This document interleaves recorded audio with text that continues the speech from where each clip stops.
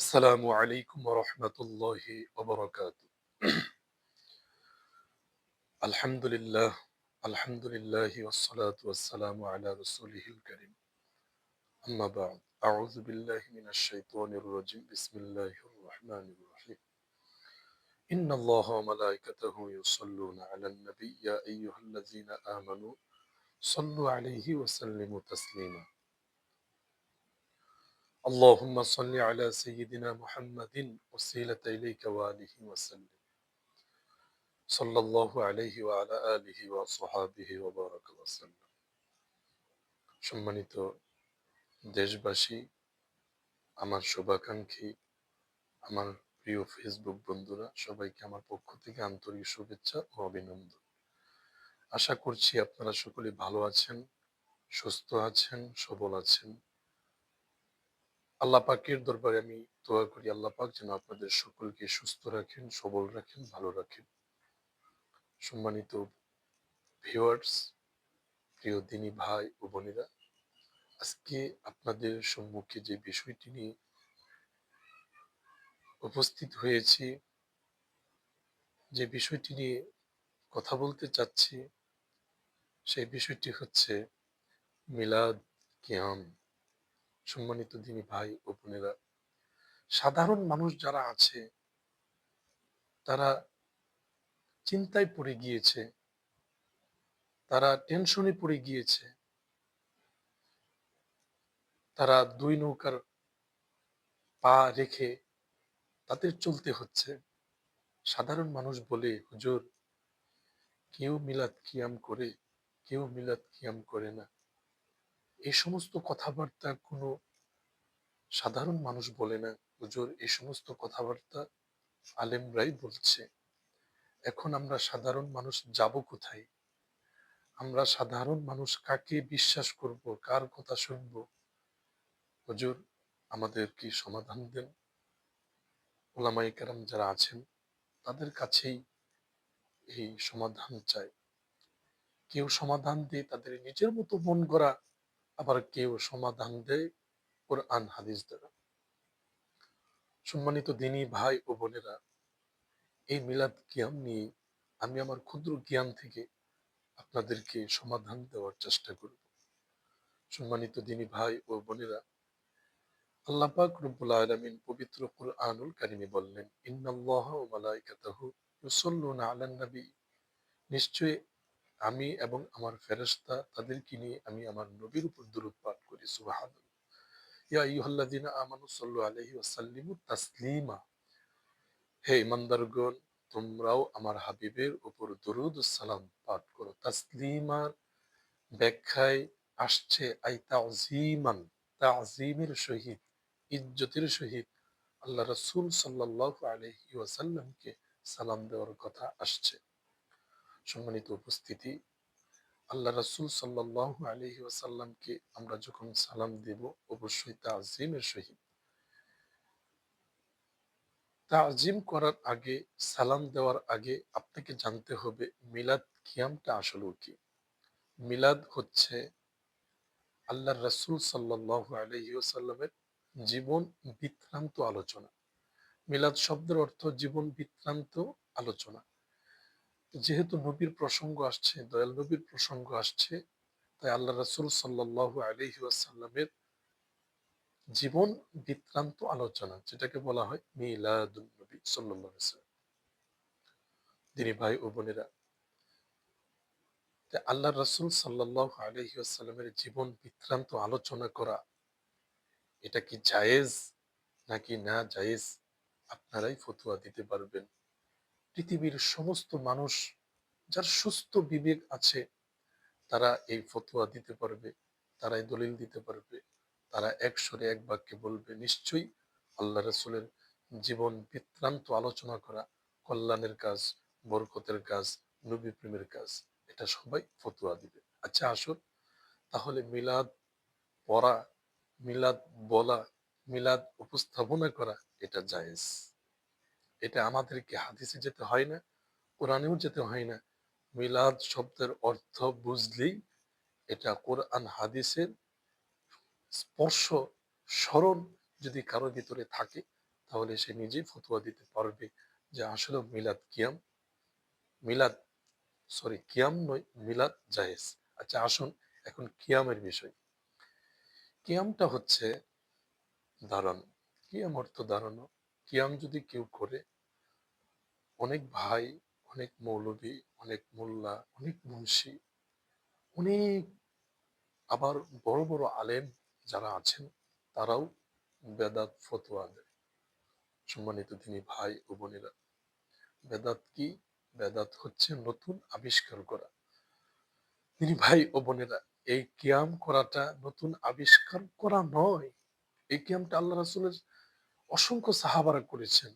যদিও বর্তমান পন্থা অনুযায়ী না করলেও আল্লাহ রাসূল সাল্লাল্লাহু আলাইহি ওয়াসাল্লামকে তাজিম করার উদ্দেশ্যে অসংখ্য সাহাবী, একবার নয়, দুইবার নয়, সহস্রবার নয়, অসংখ্যবার আল্লাহ রাসূলকে দেখলেই সমস্ত সাহাবী কখনো বসে থাকতেন না, চেয়ারে বসে থাকতেন না, নিচে বসে থাকতেন না।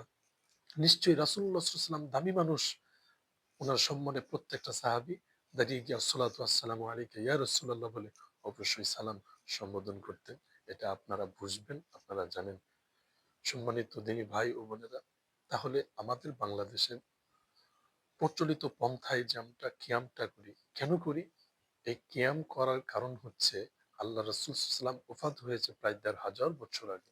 সম্মানিত উপস্থিতি, একটা বিষয় খেয়াল রাখেন, আল্লাহ রাসূল সাল্লাল্লাহু আলাইহি ওয়াসাল্লাম যদি থাকতেন, সরাসরি আসতেন, এককভাবে আমরা দাঁড়িয়ে রাসূলুল্লাহ সাল্লাল্লাহু আলাইহি ওয়াসাল্লামকে সালাম দিতাম, আসসালাতু ওয়াসসালামু আলাইকা ইয়া রাসূলুল্লাহ, সালাতু ওয়াসসালামু আলাইকা ইয়া হাবিবাল্লাহ বলে ওনাকে সম্মান করতাম।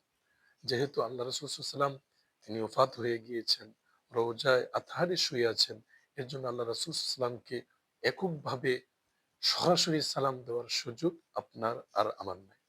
তাহলে সালাম তো আর বন্ধ হবে না, কারণ আল্লাহ রাসূল সাল্লাল্লাহু আলাইহি ওয়াসাল্লামকে সালাম দেওয়ার কথা নিশ্চয়ই কোরআনে বলছে, ওয়াসাল্লিমু তাসলিমা, সুবহান।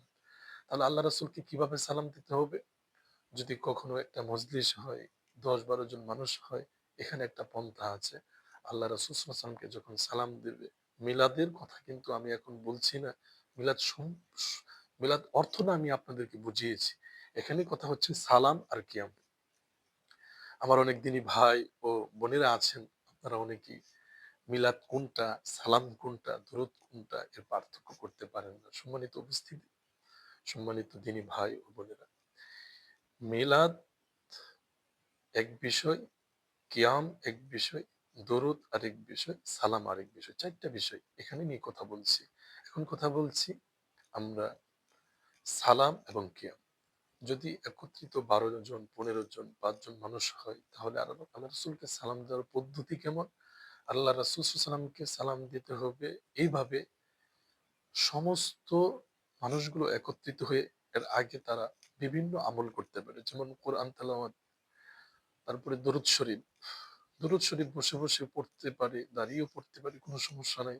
দরুদ কোনটা? আল্লাহুম্মা সাল্লি আলা সাইয়্যিদিনা মুহাম্মদ। এরকম অসংখ্য দরুদ আছে। দরুদে ইব্রাহিম পড়লেও কোনো সমস্যা নেই আমাদের। আর দরুদে ইব্রাহিম যে পড়তে হবে এরকম মন্তব্য যারা করে তারা ভুলের মধ্যে আছে। দরুদ ইব্রাহিম পড়লেন বা অন্যান্য দরুদ পড়লেন, দরুদ পড়ার পরে আমরা যে একটা কাসিদা বলি, বাংলাতে বলেন, আরবিতে বলেন, হিন্দি ভাষায় বলেন, যে যার ভাষায় বলুক, আল্লাহ রাসূলের কিছু জীবনী ৪ টা লাইন করে একটা কাসিদা বানিয়ে, যে শব্দটা মায়ার সুরে, মহব্বতের সুরে পড়া হয়, সেটাকে মিলাদ বলে। প্রিয় ভাইয়েরা, এটা পড়া জায়েজ, এটা পড়া সম্পূর্ণ জায়েজ। আমার কিছু ভাই মিলাদের সুর শুনলেই তাদের কলিজায় কেঁপে ওঠে, আগুন জ্বলে, তারা চলে যায়। সম্মানিত ভিউয়ার্স, সম্মানিত উপস্থিতি, ভাই এবং সম্মানিত দিনী ভাই বোনেরা, শুনেন। এরপরে আল্লাহ রাসূল সাল্লাল্লাহু আলাইহি ওয়াসাল্লাম কে সালাম দেওয়ার বর্তমান মাধ্যম, একত্রিত হয়ে ইয়া নবী সালামু আলাইকা বলে এক সুরে বললে একত্রিতভাবে সকলেই সালাম দেওয়ার সুযোগ পায়। এককভাবেও আপনি দাঁড়িয়ে দিতেও পারবেন, কোনো সমস্যা নেই। যেখানে অসংখ্য মানুষ আছে, একটা অনুষ্ঠান হচ্ছে, এককভাবে সকলেই দাঁড়িয়ে আল্লাহ রাসূলকে সালাম দিবে। সালাম দেওয়ার পরে কিয়াম করবে। সালাম দেওয়ার পরে কিয়াম করবে। সালাম দেওয়ার পরে কিয়াম করবে, আবার সালাম দেওয়া অবস্থায়ও কিয়াম করবে, শেষেও করতে পারে। তার মানে বোঝা যাচ্ছে বসেও কেউ সালাম দিতে পারবে, কিন্তু কোনো সমস্যা নাই, না আমাদের দিলে বাঁচবে, এটা বেয়াদবি। যদিও একটা বিষয় জায়েজ, কিন্তু আমরা বেয়াদবি করতে প্রস্তুত নই। সম্মানিত দিনী ভাই ও বোনেরা, দাঁড়িয়ে ইয়া নবী সালামু আলাইকা বলে সালাম দিবে। এখানে দুইটা কাজ হয়ে গেল, একটা হচ্ছে আল্লাহ রাসূলকে সালাম দেওয়া, একটা হচ্ছে কিয়াম করা। কিয়ামের উদ্দেশ্য কি? আল্লাহ রাসূলকে সম্মান দেওয়া। উম, সালামের উদ্দেশ্য কি? কোরআনের আয়াত সাল্লিমু তাসলিমা, সালামের কথা বলছে, সালাম দাও। তো কোরআনের আয়াতের আমল করা হচ্ছে। আবার আই তাজিমান, এটাও কোরআনের আয়াতের ব্যাখ্যা, এই আমলটা করা হচ্ছে। নিশ্চয়ই এটা জায়েজ সম্মানিত ভাই বোন। তারপরে কি আসে? দরুদ শরীফ। আপনারা সকলেই জানেন দরুদ হচ্ছে আল্লাহ রাসূলকে কাছে পাওয়ার একমাত্র একটা মাধ্যম, দরুদ শরীফ। এবং দরুদের কাসিদা দিয়েও আপনি মিলাদ পড়তে পারেন বসে বসে। আবার সালাম দেওয়ার পরে 4 লাইন একটা কবিতা আল্লাহ রাসূল জীবনকে নিয়ে 2টা লাইন সারসংক্ষেপ ভাবে আপনারা কাসিদার মাধ্যমে আপনারা মিলাদ পড়তে পারেন। অতএব মিলাদ পড়া জায়েজ, সালাম দেওয়া জায়েজ, কিয়াম করা জায়েজ, দরুদ শরীফ পড়া জায়েজ। খুব সহজ একটা বিষয়। এই বিষয়টা নিয়ে বর্তমান বাংলার জমিনে, শুধু বাংলার জমিনে নয়, এশিয়া মহাদেশে বাড়াবাড়ি হচ্ছে, বিভিন্ন কথা হচ্ছে। আল্লাহ রাসূল সাল্লাল্লাহু আলাইহি ওয়াসাল্লামকে মহব্বত করা, এটা হচ্ছে ইমানের মূল, ইমানের মৌলিক বিষয়। মিলাদ কিয়াম করা মুস্তাহাব, মুস্তাহাসান, কেউ করলে সওয়াব পাবে, কেউ না করলে সওয়াব পাবে না। অতএব যে বিরোধিতা করবে তার ঈমান চলে যাবে, আর যে মহব্বত করে পড়বে তার ঈমান বেড়ে যাবে। আল্লাহ আমাদের সকলকে মিলাদ কিয়াম করার, আমল করার, লেগে থাকার তৌফিক দান করেন। হিংসা নয়, মাইনাস নয়, ম্যানেজ চাই, হিংসা মুক্ত সুন্নিয়ত চাই।